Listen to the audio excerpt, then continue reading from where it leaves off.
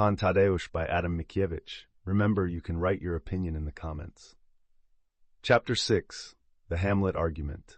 Warlike preparations for the foray, Protazi's expedition, Roback and the judge consult on public affairs, continuation of Protazi's fruitless expedition, a digression on Hemp, Dobrzyn, the hamlet of gentry, description of the person and the way of life of Maciek Dobrzyński. Imperceptibly there crept forth from the moist darkness a dawn with no red glow, bringing on a day with no brightness in its eye. It was day long since, and yet one could hardly see. The mist hung over the earth like a straw thatch over the poor hut of a Lithuanian. Towards the east one could see from a somewhat wider circle in the sky that the sun had risen, and that thence it must once more descend to the earth. But it did not advance gaily, and it slumbered on the road. Following the example of the sky, everything was late on earth. The cattle started late to pasture, and caught the hares at a late breakfast. These usually returned to the groves at dawn. Today, covered by the thick fog, some were nibbling duckweed. Others, gathered in pairs, were digging holes in the field, and thought to enjoy themselves in the open air, but the cattle drove them back to the forest. Even in the forest there was quiet. The birds on awakening did not sing, but shook the dew from their feathers, hugged the trees, tucked their heads under their wings, closed their eyes again, and awaited the sun. Somewhere on the borders of a swamp a stork clacked with its bill. On the haycocks sat drenched ravens, which, with open beaks, poured forth ceaseless chatter, hateful to the farmers as an omen of damp weather. The farmers had long since gone out to work. The women, reaping, had already begun their usual song, gloomy, melancholy, and monotonous as a rainy day, all the sadder since its sound soaked into the mist without an echo. The sickles clinked in the grain, and the meadow resounded. A line of mowers cutting the rowan whistled ceaselessly a jingling tune. At the end of each swath they stopped, sharpened their scythes, and rhythmically hammered them. The people could not be seen in the mist. Only the sickles, the scythes, and the songs hummed together like the notes of invisible music. In the center, the steward, seated on a pile of grain, turned his head gloomily, and did not look at the work. He was gazing on the highway, at the crossroads, where something unusual was going on. On the highway and in the byways since early dawn there had been unusual animation. From one side a peasant's wagon creaked, flying like a post-chaise. From another a gentleman's gig ratted at full gallop, and met a second and a third. From the left-hand road a messenger rushed like a courier. From the right raced a dozen horses. All were hurrying, though they were headed in different directions. What could this mean? The steward arose from the pile. He wished to look into the matter, to make inquiries. He stood long on the road and shouted vainly, but could stop no one, nor even recognize anyone in the fog. The riders flashed by like spirits. There could only be heard from time to time the dull sound of hoofs, and, what was stranger yet, the clank of sabers. This greatly rejoiced the steward, and yet it terrified him. For, though at that time there was peace in Lithuania, dull rumors of war had long been current, of the French, Dombrowski, and Napoleon. Were these horsemen and these arms an omen of wars? The steward ran to tell all to the judge, hoping likewise to learn something himself. At Soplicas, the inmates of the house and the guests, after the brawl of the day before, had arisen gloomy and discontented with themselves. In vain the seneschal's daughter invited the ladies to tell fortunes with cards. In vain they suggested a game of marriage to the gentlemen. They would not amuse themselves or play, but sat silently in the corners. The men smoked pipes, the women knitted, even the flies were asleep. The seneschal, who had thrown aside his flapper, was bored by the silence, and went to join the servants. He preferred to listen in the kitchen to the cries of the housekeeper, the threats and blows of the cook, the noise of the serving boys. At last, the monotonous motion of the spits that turned the roast gradually caused him to fall into pleasant musings. Since early morning the judge had been writing, locked in his room. Since early morning the apparitor had been waiting beneath the window, on a bench of turf.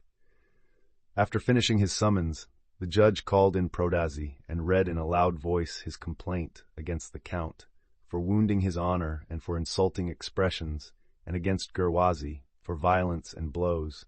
Both of them he cited before the criminal court in the district town for threats, and to pay the costs of the lawsuit between them. The summons must be served that very day, by word of mouth, in presence of the parties, before the sun went down. As soon as he caught sight of the summons, the apparitor extended his hand and listened with a solemn air. He stood there with dignity, but he would have been glad to jump for joy. At the very thought of the lawsuit he felt himself young again. He remembered those years long gone by, when he used to serve many a summons, sure to receive bruises in return, but at the same time generous pay. Thus, a soldier who has passed his life waging war, and in his old age rests crippled in a hospital, as soon as he hears a trumpet or a distant drum, starts up from his bed, cries in his sleep, "Smite the Muscovites!" and on his wooden leg rushes from the hospital so quickly that young men can hardly catch him. Protasi hastened to put on his apparitor's costume. He did not, however, don his tunic or his kontush. Those were reserved for the pomp and ceremony of the court sessions. For the journey he had different clothes, broad riding trousers and a coat, of which the skirts could be buttoned up or let fall over the knees, a cap with ear flaps tied up with a string. They could be raised for fine weather and let down in case of rain. Thus clad he took his cane and set out on foot, for apparitors before a lawsuit, as spies before battle, must hide under various forms and costumes. Protasi did well in hastening to depart, for he would have had no long comfort from his summons. In Soplicowo they changed their plans of campaign. Roback, thoughtful and perplexed, suddenly broke in upon the judge and said, "Judge, we shall have trouble with that aunt, with that giddy-pated coquette, Telemina." When Zosia was left alone, a child and poor, Jacek gave her to Telemina to be brought up, hearing that she was a good sort of woman and knew the world. But I notice that she is stirring things up for us here. She is intriguing and seems to be flirting with Thaddeus. I have my eye on her. Or perhaps she is aiming at the Count, perhaps at both at once. So let us think over how to get rid of her, for from her actions may arise gossip, a bad example, and quarrels among the youngsters, which may be a hindrance to your legal negotiations. "Negotiations?" cried the judge with unusual warmth. "I'm done with negotiations. I've finished with them, broken them off." "What's this?" interrupted Roback. "Where's your sense? Where's your head? What nonsense are you telling me? What new row has come up?" "It is not my fault," said the judge. "The trial will make the matter plain. That pompous, stupid Count was the cause of the squabble, and that rascal Gerwazy. But this is the business of the court. It is too bad that you were not in the castle at the supper, father. You would have borne witness how fearfully the Count insulted me." "My dear sir," cried Roback, "why did you insist on going to those ruins? You know that I cannot stand the castle. Henceforth I will never set foot there again. Another brawl. The judgment of God be on us. How did it happen? Tell me! This matter must be hushed up. I am sick already of seeing so many acts of folly. I have more important business than to reconcile litigious squabblers, but I will reconcile you once again." "Reconcile? What do you mean?" "Go to the devil with your reconciliation," interrupted the judge, stamping his foot. "Look at this monk. Because I receive him courteously, he wants to lead me by the nose. Pray understand that the Soplicas are not wont to be reconciled. When they summon a man to court, they must win their case. Sometimes a suit has continued in their name until they won it in the 6th generation. I committed folly enough by your advice when I convoked for the 3rd time the Chamberlain's court. From this day on there shall be no compromise, none, none, none."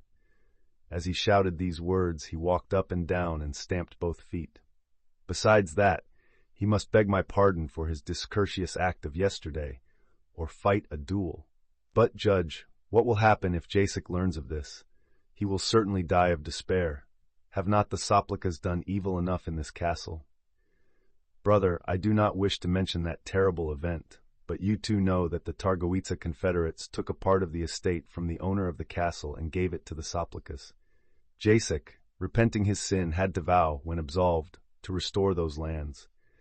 So he took Zosia, the poor heiress of the Horeszkos, under his care, and he paid a great price for her bringing up.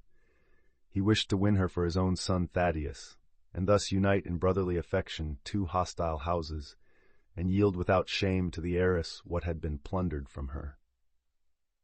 "But what have I to do with all this?" cried the judge. "I have never been acquainted with Jacek. Have not even seen him. I had scarcely heard of his riotous life, since I was then studying rhetoric in a Jesuit school, and later served as page with the Wojewoda. They gave me the estate, and I took it. He told me to receive Zosia, and I received her, and cared for her, and am planning for her future. I am weary enough of all this old wives' tale. And then why did this count intrude upon me here? With what right to the castle? You know, my friend, he's only some 16th cousin to the Horeszkos, the 10th water on the Kisiel, and he must insult me, and I invite him to a reconciliation. Brother, said the monk, there are weighty reasons for this. You remember that Jacek wanted to send his son to the army, but later let him remain in Lithuania. What reason was there for that? Why, at home he will be more useful to his country. You have surely heard the news of which everyone is talking, and of which I have often brought tidings. Now is the time to tell it all. Now is the time. An important matter, my brother. Now the war is upon us. A war for Poland, brother. We shall be Poles once more. War is inevitable. When I hurried here on a secret mission, the vanguard of the army was already on the Niemen. Napoleon is already gathering an immense army, such as man has never seen and history does not remember. By the side of the French, the whole Polish army is advancing. Our Joseph, our Dombrowski, our White Eagles. They are already on the march. At the first sign from Napoleon, they will cross the Niemen. And, brother, our fatherland will be restored. The judge, as he listened, slowly folded his spectacles and gazed fixedly at the monk, but said nothing. He sighed deeply and tears stood in his eyes. Finally, he clasped Roback about the neck with all his might, exclaiming, "My Roback, is this really true?" "My Roback," he repeated, "is this really true? How many times they have deceived us. Do you remember? They said that Napoleon was already on the road, and we were waiting. They said, he is already in the kingdom, he has already beaten the Prussians, and is coming in among us. And what did he do? He made peace at Tilsit. Is it really true? Are you not deceiving yourself?" "It is the truth," cried Roback, "as God is in heaven. Blessed be the lips that bring these tidings," said the judge, raising his hands on high. "You shall not regret your mission, Roback. Your monastery shall not regret it. 200 choice sheep I give to your monastery. Monk, yesterday you expressed a desire for my chestnut and praised my bay. Today the two shall at once be harnessed to the wagon in which you gather alms. Today ask me for what you wish, for whatever pleases you, and I will not refuse. But as to all that business with the Count, let me alone. He has wronged me. I have already summoned him to court. Is it fitting that I should propose an accommodation?" The astonished monk wrung his hands. Fixing his eyes upon the judge and shrugging his shoulders, he said, "So, when Napoleon is bringing liberty to Lithuania, when all the world trembles, then you are thinking of your lawsuit? And after all that I have told you, will you sit calmly, folding your hands when one must act?" "Act? How?" asked the judge. "Have you not yet read it in my eyes?" Replied Roback, "Does your heart still tell you nothing? Ah, brother, if you have one drop of the Soplicas' blood in your veins, just consider, the French are striking from in front. What if we stir up a rising of the people from the rear? What do you think? Let our war-horse neigh, let the bear roar in Zmuds. Ah, if only 1,000 men, if but 500 should press from behind upon the Muscovites, and spread abroad the rising like fire, if we, seizing cannon and standards from the Muscovites, should go as conquerors to greet the deliverers of our kinsmen. We advance. Napoleon, seeing our lances, asks, 'What army is that?' We shout, 'The insurgents, most august emperor, the volunteers of Lithuania.' He asks, 'Who is their commander?' 'Judge Soplica.' Ah, who then would dare to breathe a word of Targowica? Brother, while Ponari stands, while the Niemen flows, so long will the name of the Soplicas be famous in Lithuania. To their grandsons and great-grandsons, the capital of the Jagielos will point, saying, 'There is a Soplica, one of those Soplicas who first started the revolt.'" "People's talk is of small account," answered the judge. "I have never greatly cared for the praises of the world. God is my witness that I am innocent of my brother's sins. In politics I have never meddled much, but have performed the duties of my office and plowed my patch of ground. But I am a gentleman by birth, and should be glad to wipe out the blot on my escutcheon. I am a Pole, and should be glad to do some service for my country, even to lay down my life. With the saber I was never overskilled, and yet some men have received slashes even from me. The world knows that at the time of the last Polish district assemblies I challenged and wounded the two brothers Buswick, who... But enough of this. What is your idea, sir? Should we take the field at once? To gather musketeers is easy. I have plenty of powder, and at the parish house the priest has some small cannon. I remember that Jankiel has told me that he has some points for lances, which I may take in case of need. He smuggled these lance points in cases of goods from Königsberg. We will take them and make shafts at once. There will be no lack of sabers. The gentry will mount their steeds, my nephew and I at the head, and somehow we'll manage it. "O Polish blood!" exclaimed the Bernardine with emotion, leaping towards the judge with open arms. "True child of the Soplicas! God ordains you to wipe out the sins of your vagabond brother. I have always respected you, but from this instant I love you, as though we were own brothers. Let us prepare everything, but it is not yet time to take the field. I myself will indicate the place and will inform you of the time. I know that the Tsar has sent messengers to Napoleon to ask for peace. The war is not yet proclaimed, but Prince Joseph has heard from Pan Bignon, a Frenchman, a member of the Imperial Council, that all these negotiations will come to nothing, that there will be war. The prince sent me as a scout with instructions that the Lithuanians should be ready to announce to Napoleon when he came that they wish to unite anew with their sister, the kingdom, and desire that Poland be restored. Meanwhile, brother, you must be reconciled with the Count. He is a crank, a trifle fantastic in his notions, but he is a good, honest young Pole. We need such. Cranks are very necessary in revolutions. As I know from experience, even stupid fellows will be of service, so long as they are honest and under the authority of clever men. The Count is a magnate and has great influence among the gentry. The whole district will rise if he joins the revolt. Knowing his estate, every gentleman will say, "It must be a sure thing since the magnates are in it. I will join directly." "Let him make the first move," said the judge. "Let him come here. Let him beg my pardon. At any rate, I am older than he, and hold an office. As for the lawsuit, we will refer it to arbitration." The Bernardine slammed the door. "Well, a happy journey to you," said the judge. The monk mounted a vehicle standing by the threshold, lashed the horses with the whip, tickled their sides with the reins, and the carriage flew off and vanished in billows of fog. Only now and then the gray cowl of the monk rose above the mist like a vulture above the clouds. The apparitor had long ago arrived at the Count's house. As an experienced fox, when the scent of bacon allures it, runs towards it but bears in mind the secret tricks of hunters, it runs, stops, sits up frequently, raises its brush, and with it as with a fan waves the breeze to its nostrils, and asks the breeze whether the hunters have not poisoned the food. So Protesy left the road and circled over the meadow around the house. He twirled his stick in his hand, and pretended that he had somewhere seen some stray cattle. Thus skillfully maneuvering, he arrived close to the garden. He bent down and ran so that you would have said that he was trailing a landrail. Then he suddenly jumped over the fence and plunged into the hemp.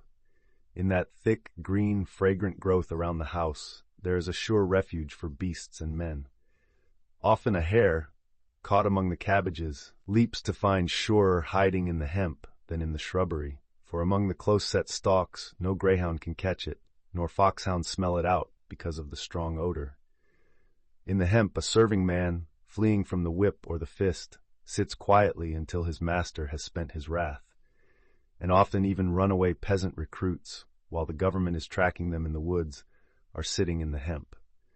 And hence, at the time of battles, forays, and confiscations, each side uses immense exertions to occupy a position in the hemp, which commonly extends forward to the walls of the mansion, and backward until it joins the hop fields, and thus covers their attack and retreat from the enemy.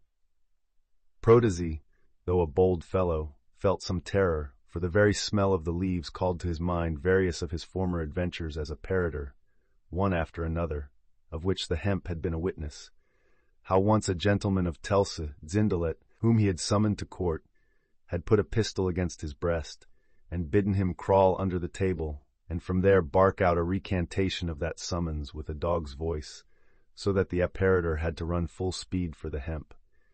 how later Wolodkowicz, a haughty and insolent grandee, who used to break up district diets and violate courts of justice, receiving his official summons, had torn it into bits, and stationing footmen with clubs at the doors, had with his own hand held a bare sword over the apparitor's head, crying, "Either I will cut you down, or you will eat your paper." The apparitor, like a cautious man, had pretended to begin to eat it, until, stealing up to the window, he had plunged into the hemp garden. To be sure, at this time it was no longer the custom in Lithuania to defend oneself from a summons with the saber or the whip, and an apparitor only got cursed now and then for his pains. But Protasi could not know of that change of customs, for it was long since he had carried any summons. Though he was always ready, though he himself had begged the judge to let him, up till now the judge, from a due regard for his advanced age, had refused his requests. Today he had accepted his offer because of pressing need. The apparitor gazed and listened. All was quiet. Slowly he thrust forward his hand through the hemp, and separating the dense mass of stalks, swam through the greenery as a fisherman dives beneath the water. He raised his head. All was quiet. He stole up to the windows. All was quiet. Through the windows he surveyed the interior of the mansion. All was empty. He stepped up on the porch, not without terror, and undid the latch. All was empty as in an enchanted house. He took out his summons and read aloud the notification. But suddenly he heard a clatter and felt a trembling of the heart, and wanted to run away, when from the door there came towards him a person, luckily well known to him. "Row back." Both were surprised. Evidently the Count had departed somewhere with all his train, and in a great hurry, for he had left the doors open. It was evident that he had been arming himself. On the floor lay double-barreled muskets and carbines, besides ramrods and gun-hammers and locksmith's tools with which they had been repairing the arms. There were also gunpowder and paper. They had been making cartridges. Had the Count gone hunting with all his train? But why should he take hand-arms? Here lay a rusty, hiltless saber, there a sword with no belt. They must have been selecting weapons from this rubbish, and have ransacked even the old armories. Roback surveyed with care the guns and swords, and then went out to the farmhouse to explore, looking for servants of whom he might inquire about the Count. In the deserted farmhouse he at length found 2 peasant women, from whom he learned that the master and his whole household had departed in a body, armed, along the road to Dobrzyn. The hamlet of Dobrzyn has a wide reputation in Lithuania for the bravery of its gentlemen and the beauty of its gentlewomen. It was once powerful and populous, for when King Jan III, Sobieski had summoned the general militia by the twigs, the ensign of the voivodeship had led to him from Dobrzyn alone 600 armed gentry. The family had now grown small and poor, formerly at the courts of the magnates or in their troops. At forays and at the district assemblies the Dobrzynskis used to find an easy living. Now they were forced to work for themselves, like mere serfs, except that they did not wear peasants' russet doublets, but long white coats with black stripes, and on Sunday contuses. Also the dress of even the poorest of their women was different from the jackets of the peasants. They usually wore drilling or percale, herded their cattle in shoes not of bark but of leather, and reaped and even spun with gloves on. The Dobrzynskis were distinguished among their Lithuanian brethren by their language and likewise by their stature and their appearance. They were of pure Polish blood, and all had black hair, high foreheads, black eyes, and aquiline noses. From the land of Dobrzyn they derived their ancient family, and, though they had been settled in Lithuania for 400 years, they preserved their Masovian speech and customs. Whenever any one of them gave his son a name at baptism, he always used to choose as a patron a saint of the kingdom, either Bartholomew or Matthias, Matthias. Thus the son of Maciej was always called Bardomie, and again the son of Bartlomiej was called Maciej. The women were all christened Kachna or Marina. In order to distinguish themselves amid such confusion, they took various nicknames from some merit or defect, both men and women. Sometimes they would give a man several surnames, as a mark of the contempt or of the regard of his compatriots. Sometimes the same gentleman was known by one name in Dobrzyn, and by a different title in the neighboring hamlets. Imitating the Dobrzynskis, the rest of the gentry of the vicinity likewise assumed nicknames or bynames. Now almost every family employs them, but only a few know that they originated in Dobrzyn and were necessary there, while in the rest of the country they became a custom through mere stupid imitation. So Matthias Dobrzyński, who was at the head of the whole family, had been called Cock on the Steeple. Later, after the year 1794, he changed his nickname and was christened Hand on Hip. The Dobrzyńskis themselves also called him Bunny our King, but the Lithuanians styled him the Maciek of Macieks. As he over the Dobrzyńskis, so his house ruled over the village, standing between the tavern and the church. To all appearances it was rarely visited, and mere trash lived in it, for at the entrance stood posts without gates, and the garden was neither fenced nor planted. In the vegetable beds birches had grown up. Yet this old farmhouse seemed the capital of the village, for it was handsomer and more spacious than the other cottages, and on the right side, where the living room was placed, it was of brick. Nearby were a storehouse, granary, barn, cowshed, and stable, all close together, as is usually the case among the gentry. The whole was uncommonly old and decayed. The house roofs shone as if made of green tin because of the moss and grass, which grew as luxuriantly as on a prairie. The thatches of the barns were like hanging gardens of various plants, the nettle and the crimson crocus, the yellow mullein and the bright-colored tassels of mercury. In them, too, were nests of various birds. In the lofts were dovecotes, nests of swallows in the windows. White rabbits hopped about at the threshold and burrowed in the untrodden turf. In a word, the place was like a bird-cage or a warren. But of old it had been fortified. Everywhere there were plenty of traces that it had undergone great and frequent attacks. Near the gateway there still lay in the grass a relic of the Swedish invasion, an iron cannonball as large as a child's head. Once the open gate had rested on that ball as on a stone. In the yard, among the weeds and the wormwood, rose the old stumps of some dozen crosses on unconsecrated ground, a sign that here lay buried men who had perished by a sudden and unexpected death. When one eyed from close by the storehouse, granary, and cottage, he saw that the walls were peppered from ground to summit as with a swarm of black insects. In the center of each spot sat a bullet, like a bumblebee in its earthy burrow. On the doors of the establishment all the latches, nails, and hooks were either cut off or bore the marks of sabers. Evidently here they had tested the temper of those swords of the time of the Sigismunds, with which one might boldly cut off the heads of nails or cleave hooks in two without making a notch in the blade. Over the doors could be seen coats of arms of the Dobrzyńskis, but shelves of cheeses veiled the bearings, and swallows had walled them in thickly with their nests. The interior of the house itself and of the stable and carriage house you would find as full of accoutrements as an old armory. Under the roof hung 4 immense helmets, the ornaments of martial brows. Today the birds of Venus, the doves, cooing, fed their young in them. In the stable a great cuirass extended over the manger, and a corselet of ringmail served as a chute through which the boy threw down clover to the colts. In the kitchen, the godless cook had spoiled the temper of several swords by sticking them into the oven instead of spits. With a Turkish horsetail, captured at Vienna, she dusted her hand-mill. In a word, housewifely, Ceres had banished Mars and ruled along with Pomona, Flora, and Vertumnus over Dobrzyński's house, stable, and barn. But today the goddesses must yield anew. Mars returns. At daybreak there had appeared in Dobrzyn a mounted messenger. He galloped from cottage to cottage and awoke them as if to work for the manor. The gentry arose and filled with a crowd the streets of the hamlet. Cries were heard in the tavern, candles seen in the priest's house. All were running about, each asked the other what this meant.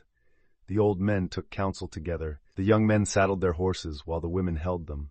The boys scuffled about, in a hurry to run and fight, but did not know with whom or about what. Willy-nilly, they had to stay behind. In the priest's dwelling, there was in progress a long, tumultuous, frightfully confused debate. At last, not being able to agree, they finally decided to lay the whole matter before Father Maciej. 72 years of age was Maciej, a hale old man, of low stature, a former confederate of Bar. Both his friends and his enemies remembered his curved Damascene saber, with which he was wont to chop spears and bayonets like fodder, and to which in jest he had given the modest name of switch. From a Confederate he became a partisan of the king and supported Tyzenhauz, the under-treasurer of Lithuania, but when the king joined the men of Targowica, Maciej once more deserted the royal side. And hence, since he had passed through so many parties, he had long been called cock on the steeple, because like a cock he turned his standard with the wind. You would in vain search for the cause of such frequent changes. Perhaps Maciej was too fond of war, and, when conquered on one side, sought battle anew on the other. Perhaps the shrewd politician judged well the spirit of the times, and turned whither he thought the good of his country called him. Who knows? This much is sure, that never was he seduced either by desire for personal fame or by base greed, and that never had he supported the Muscovite party. For at the very sight of a Muscovite he frothed and grimaced. In order not to meet a Muscovite after the partition of the country, he sat at home like a bear that sucks its paw in the woods. His last experience in war was when he went with Oginski to Wilno, where they both served under Jasinski, and there with his switch he performed prodigies of valor. Everybody knew how he had jumped down alone from the ramparts of Praga to defend Pan Pociej, who had been deserted on the field of battle and had received 23 wounds. In Lithuania, they long thought that both had been killed, but both returned, each as full of holes as a sieve. Pan Pociej, an honorable man, immediately after the war had wished to reward generously his defender Dobzhinsky. He had offered him for life a farm of 5 houses, and assigned him yearly 1,000 ducats in gold. But Dobzhinsky wrote back, "Let Pociej remain in debt to Maciej, and not Maciej to Pociej." So he refused the farm and would not take the money. Returning home alone, he lived by the work of his own hands, making hives for bees and medicine for cattle, sending to market partridges which he caught in snares, and hunting wild beasts. In Dobrzhin there were numbers of sagacious old men versed in Latin, who from their youth up had practiced at the bar.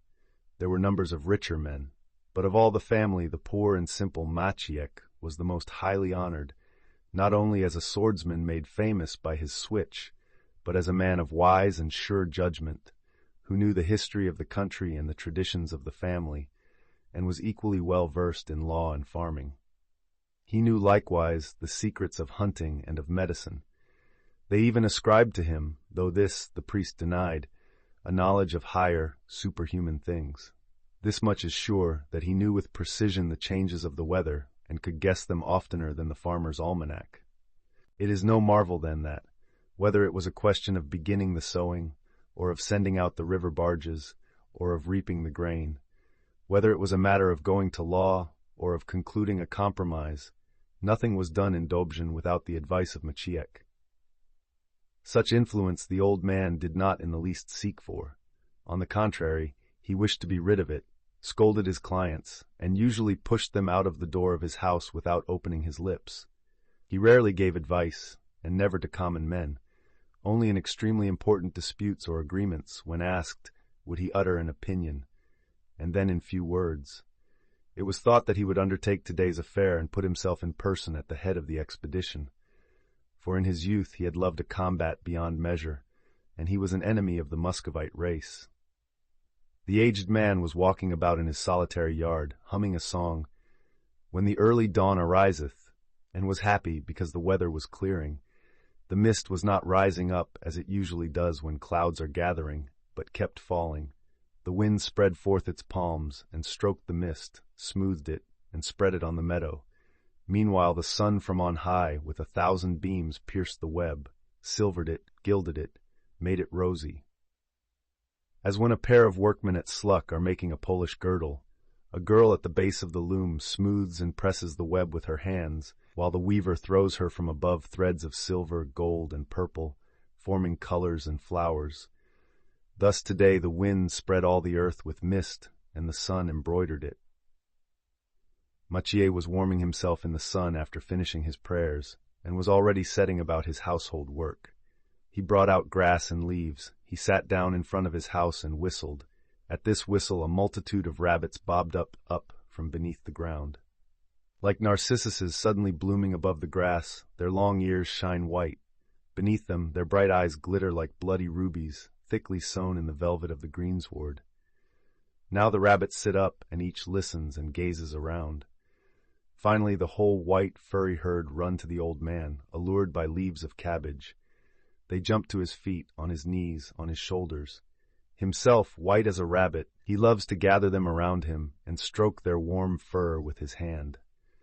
But with his other hand, he throws millet on the grass for the sparrows, and the noisy rabble drop from the roofs.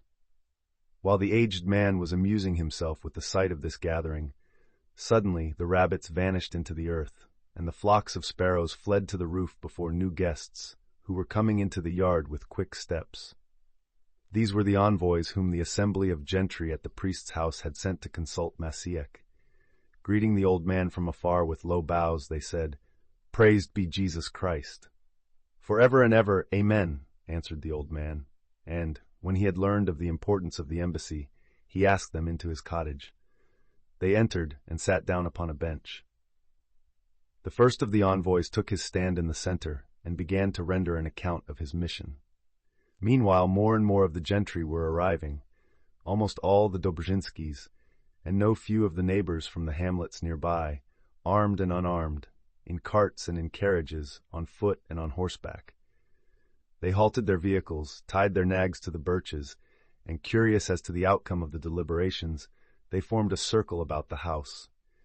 They soon filled the room and thronged the vestibule. Others listened with their heads crowded into the windows. Remember to subscribe.